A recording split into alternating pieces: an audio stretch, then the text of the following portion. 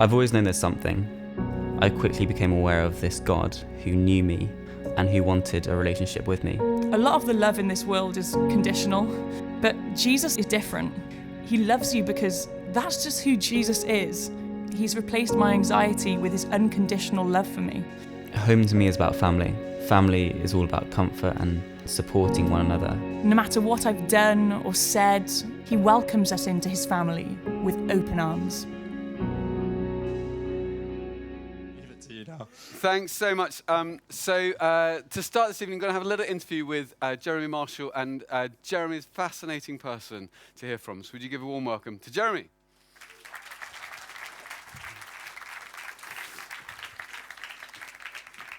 Jeremy. Oh, really? Okay, I'm so sorry. Thanks so much. That's great. I get to kick him around. Jeremy, so tell us a little bit about yourself. Yeah, first of all, sorry about my voice. You're going to hear about my cancer. It's one of the tumours pressing on my vocal cords. But my kids say it makes me sound like Clint Eastwood. Yeah. And I can live with that. Go ahead, punk. Yeah. Make my day. Yeah. So I grew up actually on the edge of Watford, which is Luton's deadly rivals if you're into the M1 derby. And then I went into the city, that noble profession. I went in because I want to help humanity right here. Believe that. And I've got a bridge I'd like to sell you afterwards. And I ended up as chief executive of a family-owned private bank called C. Hoare & Co. And if any of you have parents who have accounts at C. Hoare & Co., please be very nice to them, because they're a lot wealthier than you might think. And I spent 35 years in what's called private banking. So that's dealing with the mega rich. Yeah. I'm afraid not vicars. No, and so kind of ultra high net worth people, so people who just have 1 million or 10 million, you weren't interested in them? No. 100 million? Yeah, maybe that would Maybe be 100 million. Yeah. Mainly though over 100 million. That would be, yeah. I mean, because what's if you 100 had million really? I if mean, you had most, yeah, that's, as we've just discovered, yeah. as the Americans say, that's chump change. And so, so you probably earned a little bit in that time, not to, I mean, share with the whole room, but you were doing quite well in your career, and you were very successful. Worked for Credit Suisse for 20 years, and then for a private bank. So, yeah. Yeah, that was interesting, Stephen. One thing I found out in dealing with very wealthy people is having a lot of money doesn't make you happy. Now, I'm guessing, being Durham, there's a lot of very ambitious people here. And I was very ambitious when I started work. My parents had no money at all. In fact, we were much poorer than your area. In my town, it was so rough, even the cockroaches went around in groups. And I found that these mega wealthy people, they'd spend their whole life trying to make a lot of money. But when they got there, they found it didn't make them happy. In other words, they were climbing a ladder, but when they got to the top of the ladder, they didn't find the happiness, the fulfillment, the sense of worth they were looking for. And the other characteristic of very wealthy people is that they're restless. If you look at Jeff Bezos or Elon Musk, what are they like? They're always looking for something new. They're never satisfied. And that's true of a lot of very wealthy people. A lot of people I spend time advising. About 1700 years ago, a man called Augustine said this. He said, "You, God, have made us for yourself, and our hearts are restless until we find rest in you." So my claim is that if you try and find the answer to your restlessness in money, in sex, in career, in fame, you won't find it. Really interesting. And so from the outside, everything going fantastically well, very successful in your career, very successful financially, and then one day changed everything. Why don't you tell us a little bit about that? Yeah, it was actually 2 days. So almost 10 years ago, I was running this bank. I have 3 lovely kids who've just gone through university. None of them managed to get into Durham, I'm afraid, but you can't have everything, right? And I noticed a tiny, tiny lump on my rib, like a pea. Eventually, I went to the GP, or went to the hospital, and they said, look, you've got this really rare type of cancer. It's called a sarcoma, which is cancer of the muscle tissue. But we can treat it. So I went through treatment, and then for about 2 years, everything went back to normal. And then nearly 7 years ago, I found another lump. This one was on my collarbone, and it was massive. It wasn't like a pea, it was like a golf ball. And this time when I went back to the hospital, the Marsden, they said, look, we're really sorry. We don't know how we missed this. Turned out it was a completely different type of cancer. But you've got tumours everywhere. You're riddled with cancer. And unlike the first time, there's not a great deal we can do. So, of course, the question you ask is, well, how long do you think I've got? And they said, well, you can never exactly tell, but 18 months. At that, I burst into tears. Please don't think I'm some kind of cancer expert or super Christian. Being a Christian isn't an insurance policy. What's been hard about cancer is two things. One, if you read about an NHS crisis, I'm the person responsible. A week ago today, I had my 38th chemotherapy. I've had about a dozen operations.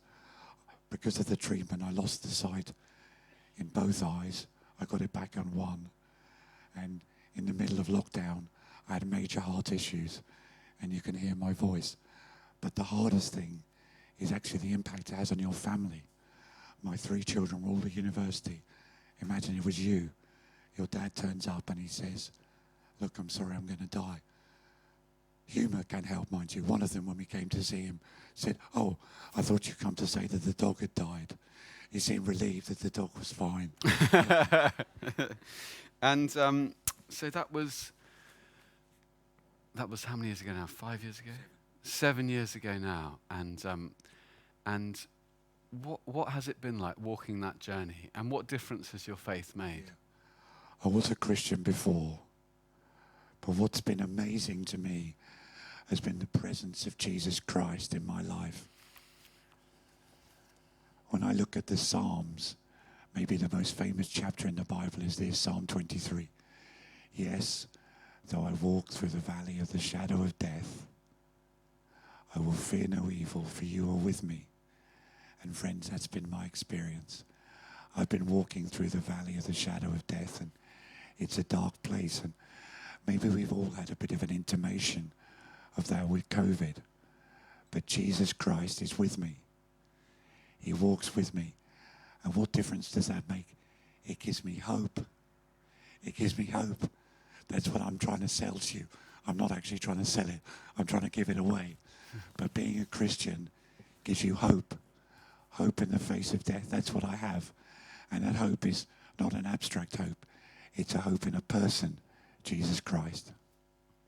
And you talk about Jesus, Jeremy. I just wonder, what do you find amazing about Jesus?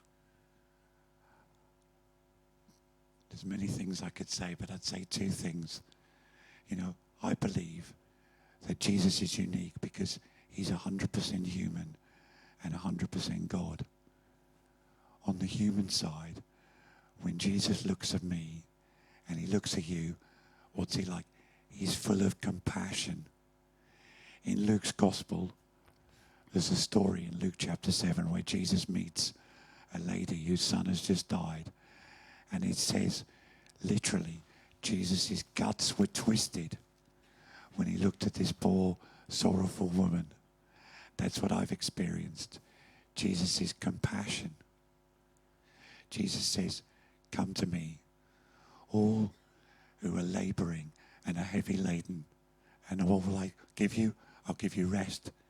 And even in the face of death, friends, he's given me rest. And then secondly, Jesus is not only 100% human, he's 100% God. What does that mean? That means he's defeated death. At the end of the Bible, Jesus says this, I have the keys of death. In other words, I own death. Death, friends, is a terrible enemy. Now, maybe you're thinking, oh, yeah, but I'm a healthy student. I'll think about it in 70, 80 years' time. Well, Benjamin Franklin said you can avoid everything in life except death and taxes. Having worked in private banking, I can tell you that's not true. Sorry. Read the paper, right? But what's the death rate in this marquee, friends? It's 100%, right?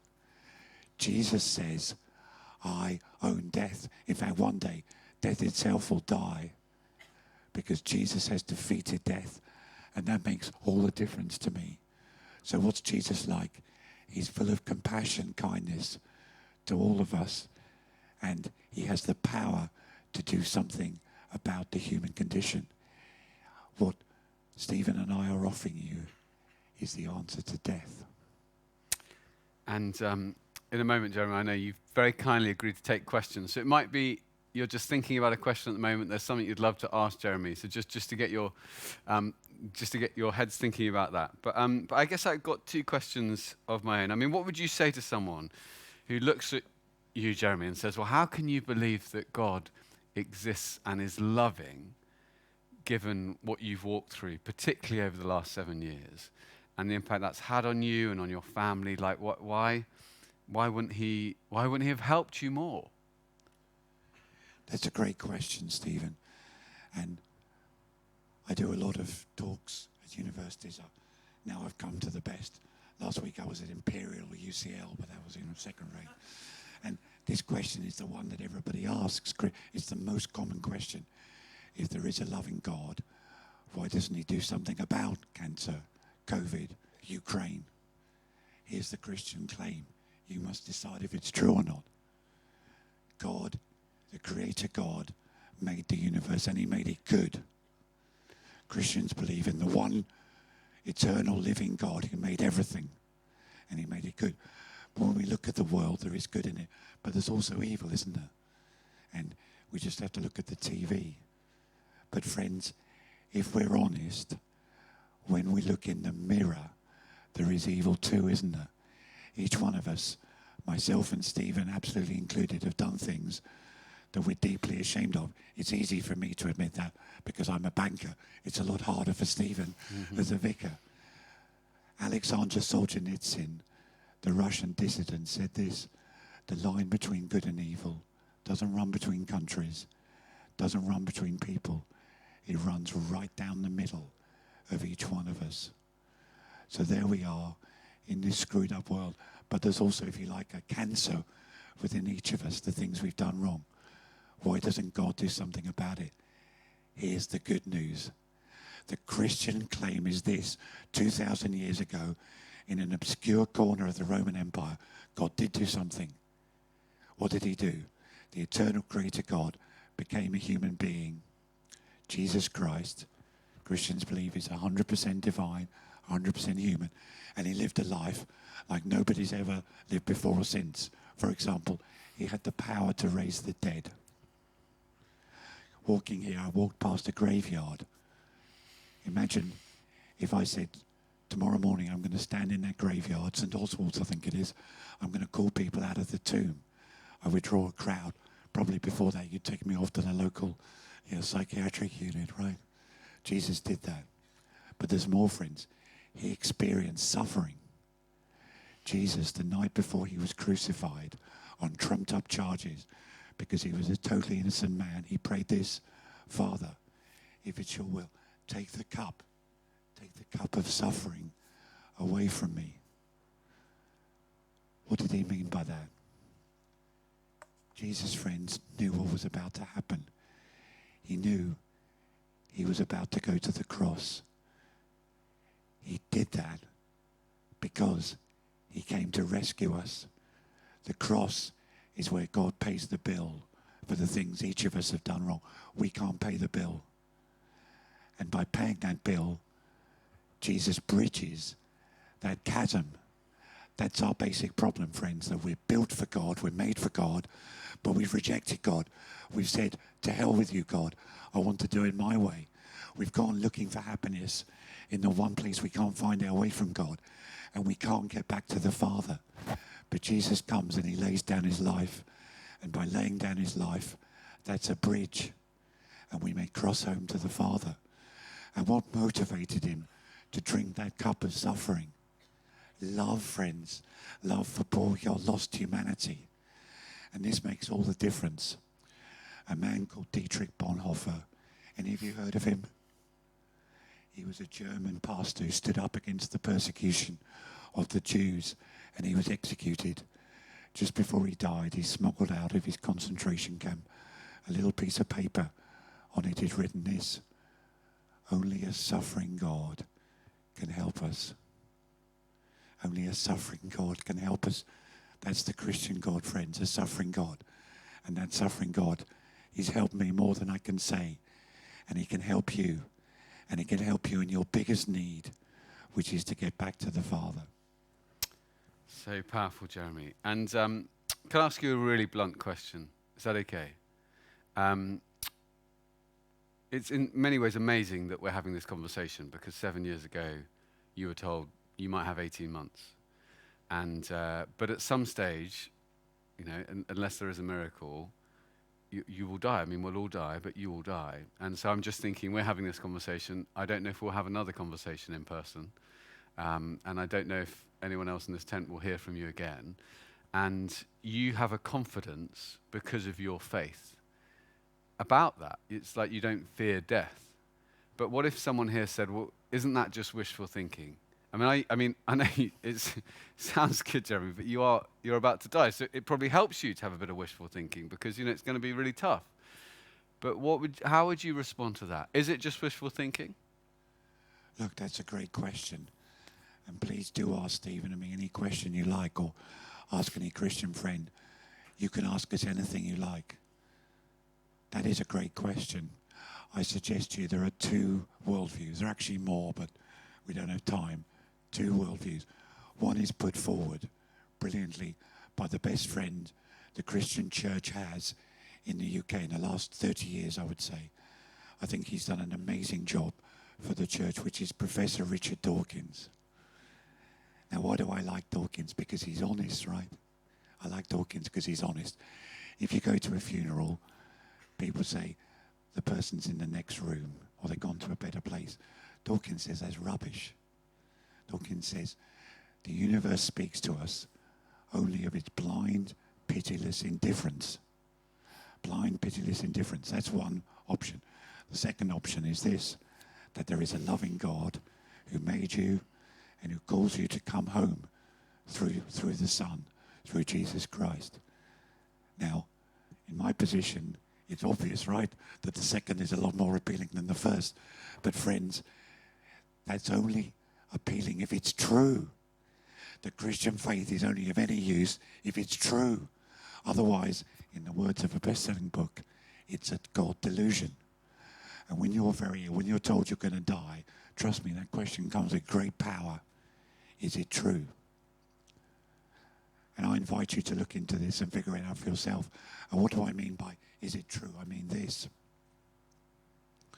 On the morning of Easter Sunday, AD 34 or 35, did or did not the things that the eyewitnesses say happen. And what they said happen is this, that Jesus Christ came back from the dead, and that he was seen by hundreds of people. I wonder how many people are here this evening, maybe 250, 300. Jesus was seen by 500 people at once. And you could go up to him, you could touch him, you could talk to him. By the way, many of his disciples doubted. They said, people don't come back from the dead. Jesus said, go ahead, touch me, feel me. Now, that is the central claim of Christianity. If it's true, then there is an answer to death. And if it's not true, it's a waste of time. I beg you, I implore you, look into it. We are making this claim. Look into it. Figure out for yourself if it's true. I'm a historian. Some of you are scientists. Look into something. You make a test, right? You see if it's true. If it is true, three things result. One, 2,000 years ago, Jesus Christ defeated death. Today, 21st of February, 2022, you can know him. That's what being a Christian is. It's meeting, knowing, and putting your trust. Christians talk about faith. What's faith? It's believing what Jesus says. It's believing when Jesus says, I am the resurrection and the life, that is actually true. And thirdly, it means if you're a Christian, you know where you're going. And where are you going? You're going home. That's right, I'm going, friends. I'm going home, and I invite you to join me. The end of this 23rd Psalm is this: surely goodness and mercy will follow me all the days of my life, and I will dwell in the house of the Lord forever. Being a Christian means we know where we're going. Where are we going? We're going home. Home to the Father. How do we get to the Father? Through the death and resurrection of Jesus Christ. Thank you, Jeremy. Thank you so much.